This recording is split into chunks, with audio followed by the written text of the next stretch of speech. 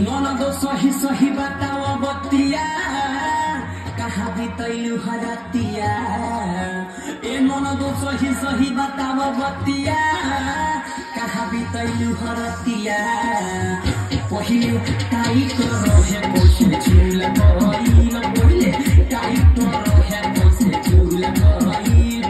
झुल गइल हो झुल गइल झुल गइल हो झुल गइल बोला ए ननदो पैसे झुल गइल बोला ए खाना पैसे झुल गइल बोला ए छिना पैसे झुल गइल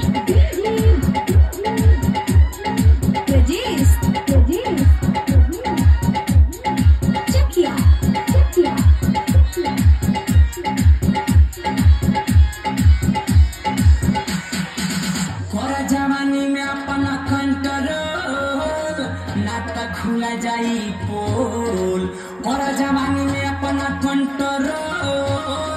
नाता खुला जाई पोल देखा दुनु दुबारा पैसे फूल गइल पहिले छोट रहे बोला पैसे फूल गइल फूल गइल हो फूल गइल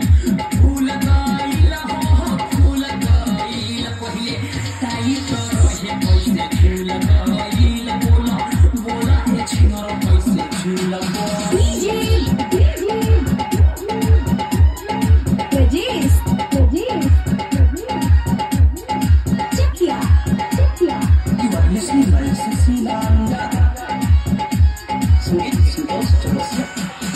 पीछे पड़ल तहारा ससिला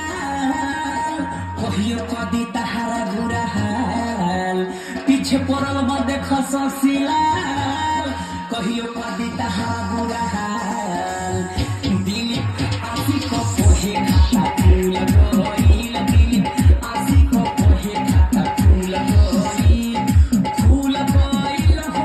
फूल गइल फूल गइल हो फूल गइल पहिले टाइट रहे पैसे